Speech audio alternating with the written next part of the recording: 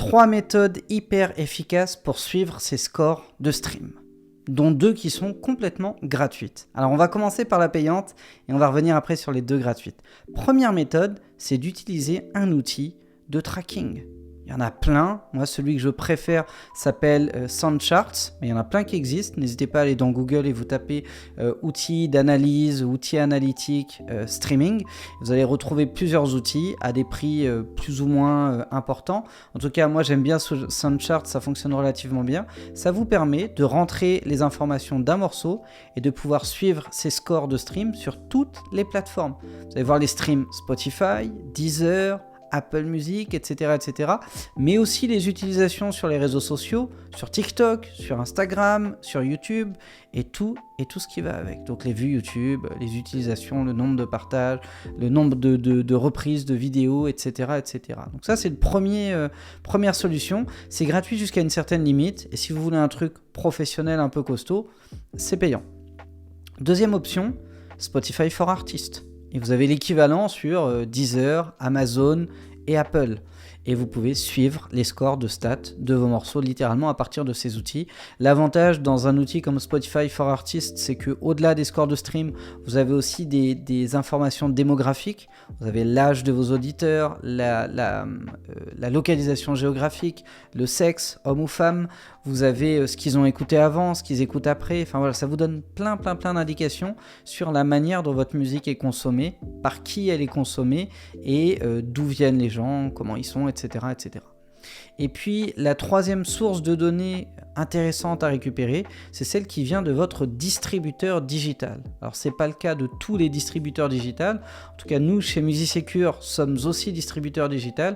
On a accès à un certain nombre d'outils analytiques qui nous permet de récupérer les mêmes informations que ces plateformes-là, donc notamment que Soundcharts par rapport à tous les outils, que Spotify for Artists par rapport à tout ce qui se passe sur leur plateforme à eux, et ainsi de suite pour les autres plateformes. Mais on a aussi des informations qui concernent par exemple le type de navigateur. Est-ce qu'on est plus sur iOS ou sur Android? Le mode de consommation, est-ce qu'on est sur un ordinateur, un téléphone portable, une tablette, etc., etc. Pour certaines plateformes, on a même si les gens se connectent avec un certain modèle de téléphone ou pas, s'ils se connectent en Wi-Fi ou en 3G, en 4G, en 5G, etc., etc. Et toutes ces informations-là vous donnent des données analytiques non négligeables pour la mise en place d'une stratégie promo. On peut par exemple imaginer que si vous vous apercevez que le gros de vos scores de stream provient d'utilisateurs féminines basées en France avec un téléphone portable, voilà, ça sert à rien de faire une pub à la radio. Vous comprenez un peu l'idée, ça sert à rien de faire une pub à la télé.